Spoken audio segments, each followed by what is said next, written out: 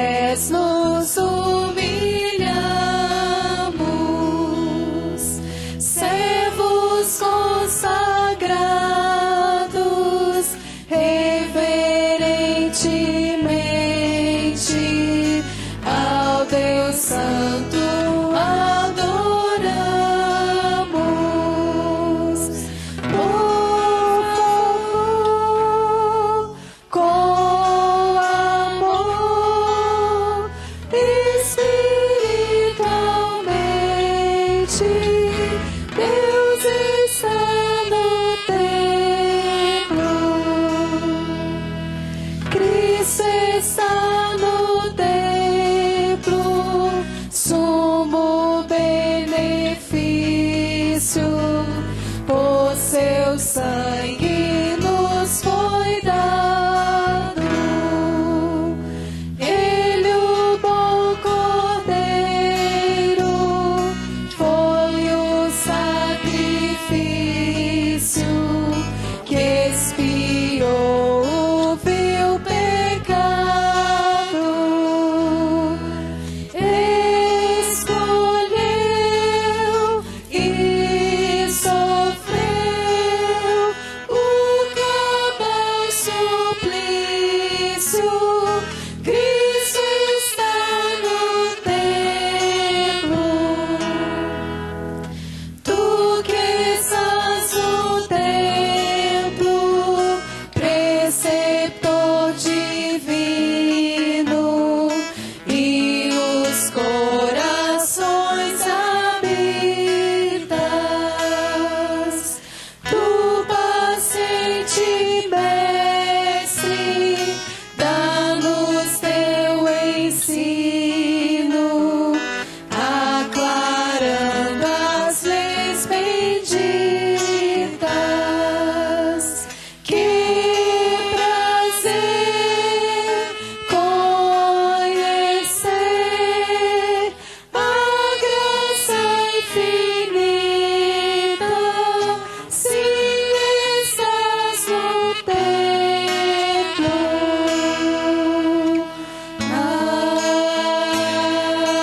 Amém. Diz assim a palavra de Deus: Senhor, na angústia te buscaram, vindo sobre eles a tua correção, mas as suas orações. Como a mulher grávida, quando se lhe aproxima a hora de dar à luz, se contorce e dá gritos nas suas dores, assim fomos nós na tua presença, ó Senhor. Concebemos nós e nos contorcemos em dores de parto, mas o que demos à luz foi vento. Não trouxemos à terra livramento algum, e não nasceram moradores do mundo. Amém. Vamos curvar as nossas frontes e elevar a Deus mais uma oração. Obrigado, Senhor, por este momento em que o Senhor mesmo vai nos falar, para nos edificar, para nos confortar, para nos consolar, para nos desafiar e também, Senhor, para nos quebrantar. Nós queremos que o Senhor cada vez mais edifique esse teu povo, que o Senhor cada vez mais nos impele, Senhor, a te servir cada vez mais e cada vez melhor. Nós te pedimos, Senhor, que possamos sair daqui diferentes, que possamos sair daqui para proclamar a tua palavra com ousadia, com amor e também com o coração, irradiando, Senhor, o teu amor pelos perdidos. Tudo isso nós colocamos diante de ti, em nome do teu santo Filho Jesus. Amém. A igreja pode assentar-se. Nós temos aqui 3 versículos que fazem parte de um trecho intitulado aqui, o subtítulo é o seguinte: Cântico de confiança na proteção divina. Isso porque, depois de Deus prometer a correção, Ele nos assegura também o perdão, Ele nos assegura também a restauração. Ele também cumpre a sua promessa de restaurar o povo que Ele mesmo escolheu. Só que nesse meio tempo Ele vai trabalhar esse povo. Ele vai fazer com que ele seja transformado, que ele passe por determinadas experiências que vão fazer com que o povo possa crescer, possa aprender com tudo aquilo que vem da mão do Senhor E a imagem que é utilizada aqui é uma imagem muito forte. Certamente quem é mulher aqui, eu não sei porque eu não passei por isso, mas quem é mulher sabe o que são as dores do parto. E dizem que são dores tão intensas que praticamente não há equivalente a outras dores. Então é uma imagem muito forte que o profeta Isaías está utilizando para retratar uma experiência do povo de Deus, desejado pelo próprio Deus, que é extremamente intensa, que é extremamente, de certa forma, violenta, para gerar, na realidade, um tipo de reação que se chama arrependimento e que se chama volta aos caminhos do Senhor. Nós estamos vendo aqui algo que é colocado de uma forma diferente daquilo que é colocado, por exemplo, em Gênesis. Porque Deus, a mulher vai dizer, ele declarou: multiplicarei grandemente o seu sofrimento na gravidez. Com sofrimento você dará à luz filhos, seu desejo será para o seu marido e ele a dominará. Então a gente vê que não o parto, mas as dores que acompanham o parto são sinal, em Gênesis, de um juízo que se estende, na realidade, sobre toda a raça. Porque não apenas a mulher vai dar à luz em dores, mas o homem também, que até então também trabalhava, mas para ele o trabalho também vai se tornar penoso. Então toda uma série de coisas que já aconteciam, a gravidez, o trabalho, vão se tornar penosos, vão se tornar, de certa forma, doloridos. Essa é uma experiência que vem, que é decorrente da queda. Mas nós vemos aqui uma dor que é colocada em outro contexto aqui. Já não é mais essa a intenção do profeta Isaías quando ele fala de uma mulher grávida. Ele fala de uma mulher grávida, na realidade ele se refere aqui ao próprio Israel, ao povo de Deus, que aparentemente está prometendo algo muito bom. Está prometendo uma criança. Essa criança, na realidade, representa uma esperança para o povo de Israel, e não apenas para o povo de Israel, mas, na realidade, para todos aqueles que estão aqui, para todos nós que estamos aqui hoje à noite. Uma promessa que depois se transformou em cumprimento.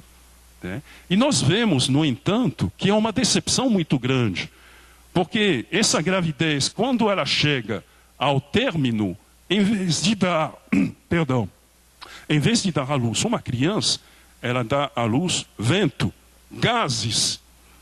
Gases, na realidade, não é uma gravidez de verdade. É uma falsa gravidez.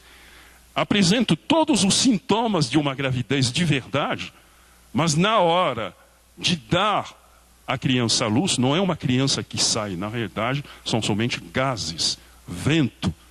O profeta, de propósito, utiliza uma imagem aqui, ele usa de ironia para retratar uma realidade que não se aplica tão somente àquele povo, naquele momento da história, mas que se aplica às vezes às nossas igrejas, que se aplica muitas vezes às nossas vidas. E sobre isso nós teremos a oportunidade de falar na última parte aqui desta nossa meditação. Mas por enquanto nós vemos uma situação em que o profeta, da parte de Deus, diz que uma série de coisas vão acontecer sobre o povo de Israel. Um povo que tem se mostrado infiel e que vai ser corrigido, então. E uma coisa interessante é que a palavra angústia, ela aparece aqui no versículo 16. Angústia é uma palavra que geralmente vem junta com o parto. Porque angústia, o sentido da palavra angústia significa contração. Contração. Dizem que, inclusive, a angústia é a sístole, ou seja, a contração do coração. Então, nós vemos aqui um momento de contração que se assemelha também àquilo que antecede o parto. Antes de haver a dilatação para permitir a saída da criança, há toda uma série de contrações. Isso se chama angústia. Então, nós vemos aqui o profeta se referindo à angústia que o próprio Deus faz vir sobre o povo de Deus, como um momento em que há uma contração, como um momento em que o próprio Deus faz com que o povo que ele escolheu passe por momentos de aperto. Literalmente é essa a ideia. A angústia é um aperto, é uma contração, é uma sístole. Mas neste sentido é um aperto que o povo de Deus está passando e que vem do próprio Senhor. Um aperto que é necessário, dificuldades que são necessárias para que o povo de Deus possa aprender algumas lições, ser edificado e depois de passar por esse momento, volte a crescer. E aí todas as promessas de bênçãos que são prometidas no contexto do pacto, nós estudamos a teologia do pacto na escola dominical, possam ser cumpridos, inclusive naquele que há de nascer, naquele que já nasceu para nós e que se chama Jesus, que é o Messias. Mas nós vemos aqui um povo que decepciona a esperança, um povo que estava cheio de promessas, um povo que tinha se comprometido a cumprir essas promessas e que de repente só dá vento, só dá gases. Na realidade, como aquela figueira que foi amaldiçoado por Jesus, que parecia também prometer muita coisa, e que no fim não estava carregado de frutos. Nós vemos aqui um povo que passa por uma experiência dramática, que vai ser levado depois para o exílio, para no exílio aprender toda uma série de lições, para ser corrigido, para ser endireitado, para depois poder voltar e continuar então a missão que lhe foi dada por Deus, mas que está na iminência de passar por um momento difícil. É claro que há muitas promessas aqui, porque esse trecho ele se insere numa porção das Escrituras que se chama Cântico de Confiança na Proteção Divina. É extremamente importante também entender isso, porque muitas vezes nós desvinculamos essas experiências que nos são mandadas por Deus de uma promessa muito maior, muito mais importante do que o próprio momento de tribulação, que, como diz o apóstolo Paulo, é efêmera em comparação com a glória que nos é prometida. Então, o que é prometido aqui, e que a gente tem que colocar em perspectiva, é que, nesse momento, é que é necessária a confiança na proteção divina, porque certamente, ainda que esse parto não seja bem sucedido, ainda que seja uma mentira, ainda que na realidade só saiam gases dessa barriga que estava estufada, mas que na realidade não continha uma criança, mas apenas vento, ainda assim, ainda há esperança para Israel. E a gente sabe depois que Israel vai estar grávida do Espírito Santo, assim como a igreja de Cristo também está prênia, está grávida do Espírito Santo. Nós temos toda uma série também de versículos, de referências na Bíblia, tanto no Antigo como no Novo Testamento, que fazem essa comparação da igreja com uma mulher que está dando à luz e que muitas vezes não está sendo bem sucedida na sua tentativa de dar à luz. Nós sabemos que finalmente ela vai conseguir dar à luz, isso inclusive motiva de esperança. Mas ela passa por algumas experiências que são difíceis. Em Isaías 37:3, para ficarmos ainda no livro de Isaías, nós temos uma mensagem. Assim diz Ezequias, hoje é dia de angústia, mais uma vez angústia, ou seja, o aperto. Deus apertando o povo dele, de repreensão e de vergonha, como quando uma criança está a ponto de nascer e não há forças para dá-la à luz. Às vezes a mãe está tão exausta que ela não consegue dar à criança à luz. É por isso que existe o parto induzido, existe o parto também, que precisa de uma assistência. E a gente vai ver depois que Deus também, o Espírito Santo de Deus, quando a gente for estudar Romanos 8, ele atua também como se fosse uma parteira. O Espírito Santo também ele funciona como uma parteira, no caso da velha criação. Então nós vemos aqui uma dificuldade para dar à luz, uma promessa que tarda em se cumprir no tempo em que poderia de fato gerar essa criança, essa esperança. Jeremias 4:31 também vai falar algo semelhante. Ele diz: ouvi um grito, como de mulher em trabalho de parto, como a agonia. Agonia significa literalmente luta, combate.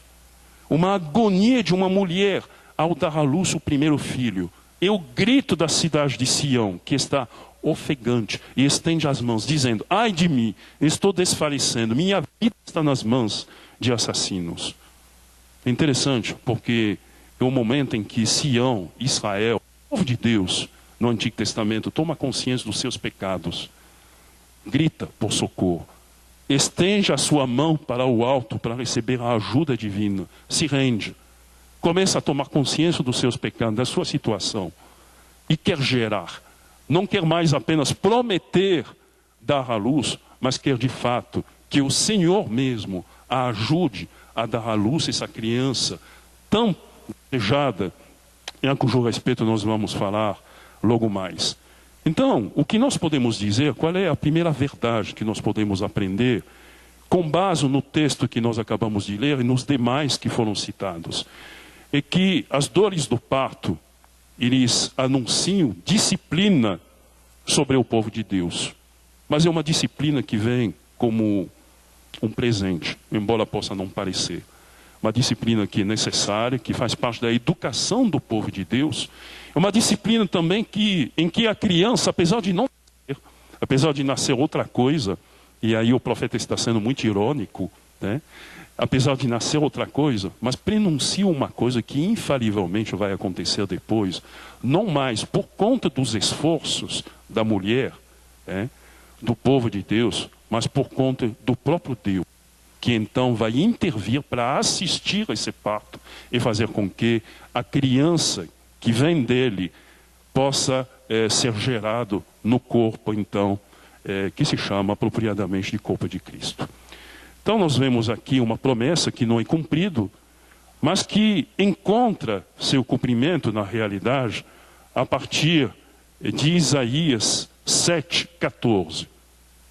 Isaías 7,14 diz assim: portanto o Senhor mesmo vos dará um sinal. Eis que a virgem conceberá e dará à luz um filho, ele chamará Emanuel.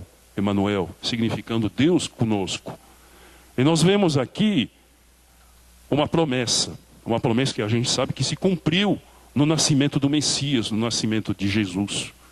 Uma criança que na realidade veio para redimir todo o povo de Deus, todos aqueles que Deus escolheu na eternidade, antes que o mundo fosse criado.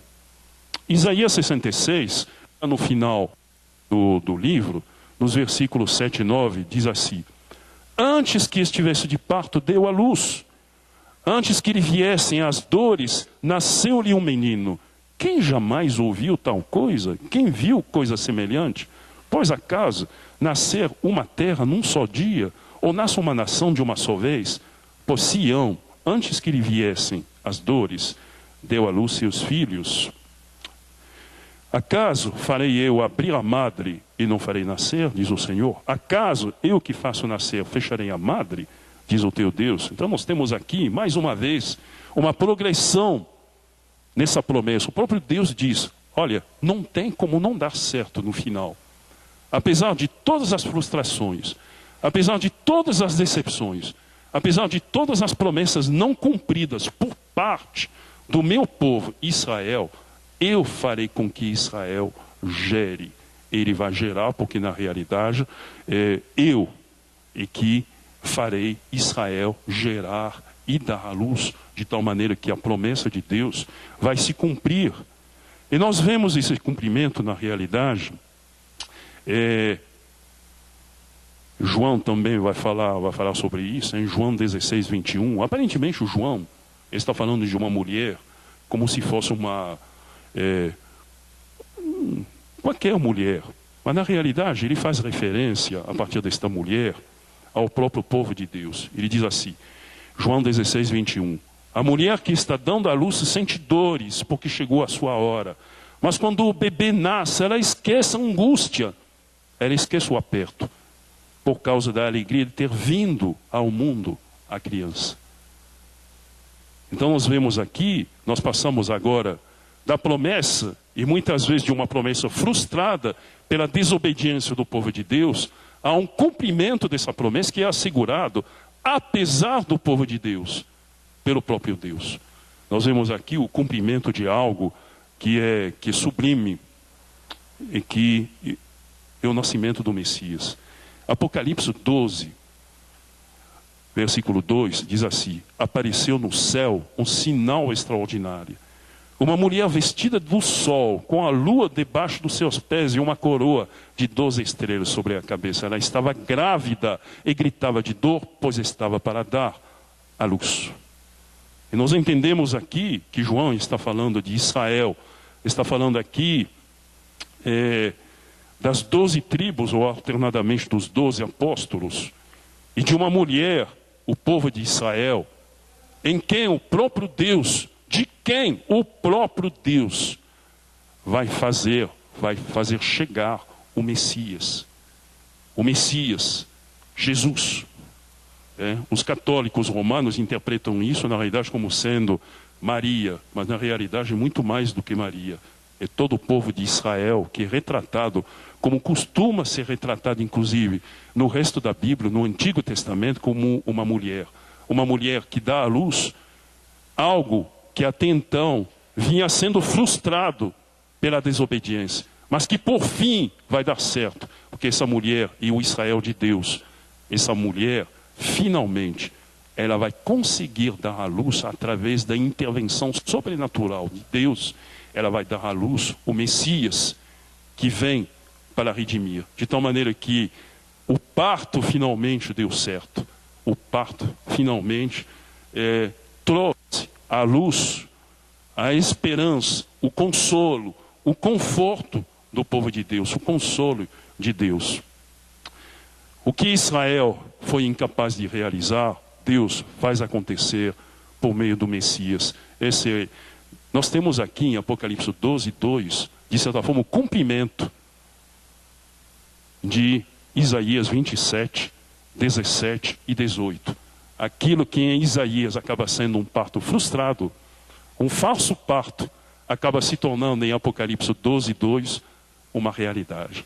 Felizmente, porque se estamos aqui hoje, é porque nós somos fruto desse parto bem sucedido. Nós temos, na realidade, algo que é profundamente confortador nas Escrituras e que se encontra em Romanos 8, 22 e 23.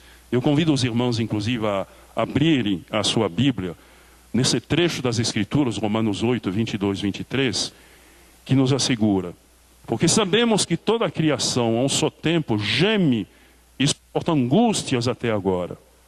O que é interessante é que não aparece na versão de vocês, acredito eu, e que o trecho que vem assim, suporta angústias, no original em grego, vem como sofre dores do parto. Então, o que está escrito, na realidade, na Bíblia, é o seguinte: porque sabemos que toda a criação, a um só tempo, geme, suporta e sofre dores do parto, até agora. Mais uma vez, essa imagem de uma criação, de um povo de Deus, que está para gerar, que não consegue gerar, que anda frustrado, que sente dores, que tem o seu corpo sacudido por convulsões, por contrações, que não consegue dar à luz, ou que dá à luz vento, mas no final, há de fato o parto feliz, porque nós sabemos que nós estamos aqui como sinal de esperança para toda a criação, porque Romanos 8 vai dizer isso, vai dizer que esse trabalho de parto, na realidade, é um trabalho assistido pelo Espírito Santo. Romanos 8 nos informa, muito a propósito, que o Espírito de Deus, no versículo 26, acompanhem comigo, também o Espírito semelhantemente nos assiste em nossa fraqueza, porque não sabemos orar como convém, mas o mesmo Espírito intercede por nós sobremaneira com gemidos inexprimíveis. Interessante que a palavra gemidas, ela aparece várias vezes antes. Nós gememos, igualmente gememos em nosso íntimo, aguardando a adoção de filhos, a redenção do nosso corpo. Antes, nós sabemos que toda a criação, a um só tempo, geme, suporta angústias até agora. E gemer, o termo que é utilizado em grego, significa apertar. E o mesmo processo de um parto, algo que antecede o fato do organismo expelir depois a criança. Antes da dilatação, há toda uma série de contrações. É isso que o apóstolo Paulo está dizendo. Que antes de dar à luz, a velha criação, ela passa pela chamada dor do parto. E nós vemos aqui, finalmente, no versículo 26, que o próprio Deus, por meio do seu Espírito, o que ele faz? Ele nos assiste, ele assiste à velha criação no trabalho de parto. A criação geme, nós gememos. Interessante que o Espírito Santo, uma pessoa divina, também geme em uníssono, em compaixão, em simpatia, enquanto a criação está sendo induzida a dar à luz finalmente a promessa que está sendo cumprida com o nascimento do Messias. Isso é fantástico. Nós vemos essa preocupação de Deus com o povo dele, com a velha criação. Ele poderia, na realidade, se ele fosse um Deus irado, se ele fosse um Deus como aqueles deuses do hinduísmo que se cansam lá pela questão da sua criação, e como uma criança, de repente, que não gosta mais dos seus brinquedos e que lá pelas tantas os quebra, ele poderia também reduzir essa criação a nada, poderia também nos fazer voltar ao nada do qual ele tirou a criação. Não. Ele é atencioso, ele é amoroso, ele cerca essa velha criação de cuidados. Ele manda o Espírito dele gemer em sintonia conosco, com a criação, para que a criança tão desejada possa nascer. Não é apenas de Jesus que ele está falando aqui. Ele está falando de um novo céu e de uma nova terra. Na consumação do reino. Lá para frente, uma coisa que ainda não aconteceu. O que é interessante é que a Bíblia nos fala de vários partos. Um parto já aconteceu. O Messias já nasceu. Nós cantamos isso aqui em dezembro, no Natal. O Messias já nasceu e por isso que estamos aqui, somos salvos. Mas há outro parto ainda para frente. Quando a própria velha criação também dará à luz, por ação do Espírito Santo, um novo céu e uma nova terra. É por isso que nós almejamos. É isso que nós queremos. Então nós vemos esse trabalho fabuloso de Deus em ação, não apenas no povo dele que ele escolheu, para fazer com que todas as promessas dele se concretizem, como também uma criação que está sendo encaminhada finalmente para produzir frutos, para cumprir as promessas. Essa segunda parte, meus irmãos, ela pode ser intitulada assim. A primeira parte, as dores do parto, anunciam a disciplina sobre o povo de Deus. Mas aqui, as dores do parto anunciam a redenção do povo de Deus e de toda a criação. Mas agora, quero perguntar o seguinte: o que isso tem a ver comigo? O que isso tem a ver com esta igreja? As dores do parto em sua vida. E a pergunta que não quer calar é a seguinte: você tem gerado vento e gases ou boas obras? O que nós temos gerado? Nós que somos filhos do Altíssimo, nós que fomos gerados pelo poder da palavra, como diz a epístola de Tiago, nós fomos gerados pelo poder da palavra. Nós fomos gerados sobrenaturalmente. Nós somos filhos do Altíssimo, por adoção, mas nós somos filhos. Por nossa vez, nós temos gerado o quê? Cheios de promessa, mas nós temos dado à luz o quê?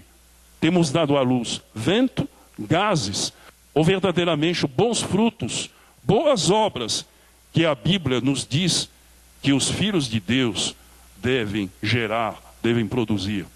De tal maneira que não sejamos como aqueles descritos por Judas, na epístola de Judas 12, ele diz assim: nuvens sem água impelidas pelos ventos.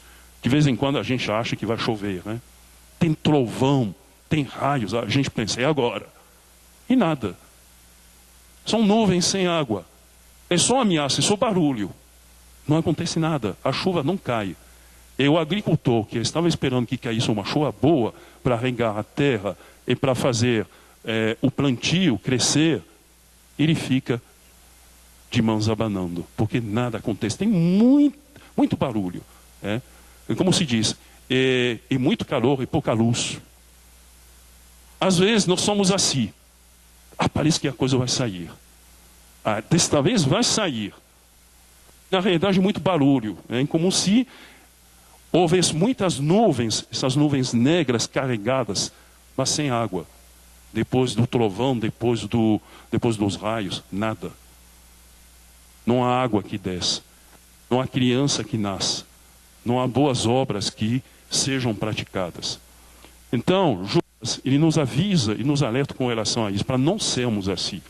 Para que sejamos, na realidade, como está referido em Efésios 2:10, pois somos feitura dele, criados em Cristo Jesus para boas obras, as quais Deus de antemão preparou para que andássemos nelas.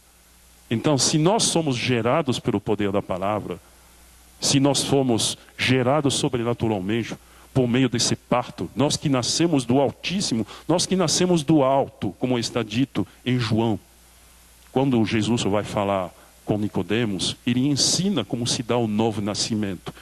E é um nascimento sobrenatural. Nós não somos gerados espiritualmente por pai e mãe. Nós somos gerados pelo poder do Espírito Santo. O novo homem, a nova mulher, ela nasce de uma ação sobrenatural. Mas por nossa vez, nós temos gerado o quê? Isso diz respeito a cada um de nós, diz respeito a mim, diz respeito e na realidade se coloca como desafio para cada um de nós aqui e para esta igreja. Em termos práticos, quando eu peco, eu sou capaz de mostrar arrependimento, de me arrepender dos meus pecados, de voltar atrás. Momentos atrás nós tivemos uma oração de contrição de pecados.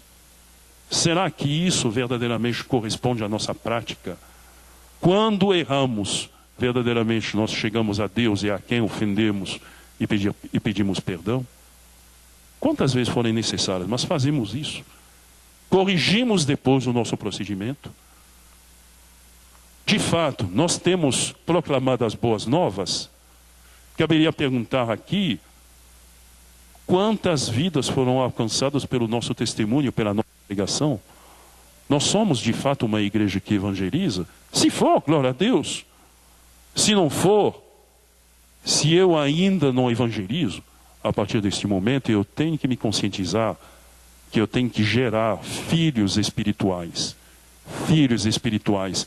Porque quem é gerado pelo poder da palavra, como nós somos gerados sobrenaturalmente, também dá à luz muitos filhos espirituais, pela força do Espírito Santo. Se eu não conseguir gerar nada, sou vento, sou gases até agora, é sinal de que eu preciso ter uma gravidez de verdade. Essa criança, ela precisa nascer. Não apenas eu fui gerado sobrenaturalmente por Deus, mas eu também, eu tenho que gerar filhos espirituais. Nós temos feito isso como igreja. Esta igreja evangeliza, esta igreja se preocupa com missões, esta igreja se preocupa com os seus membros. Nós temos feito isso. Nós temos estendido perdão.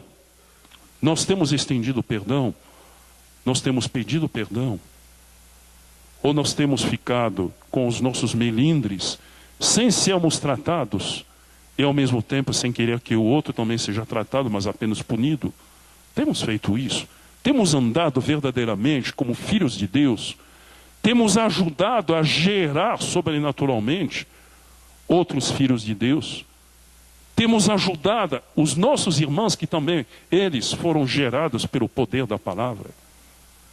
Então, tudo isso nos coloca a responsabilidade agora, de fato, da gente também ser frutífero, não apenas uma igreja reprodutiva, mas me perdoem o gracejo, uma igreja também reprodutora, nesse sentido de que cada um de nós também seja capaz de gerar, seja um instrumento também fiel nas mãos de Deus, para que de nós, do nosso testemunho, da palavra que pregamos, possa sair também mais uma geração, 2 gerações, 3 gerações de crentes. Nós sabemos que é a ação do Espírito Santo, mas o Espírito Santo nos usa como instrumentos para nos ajudar a gerar também esse povo.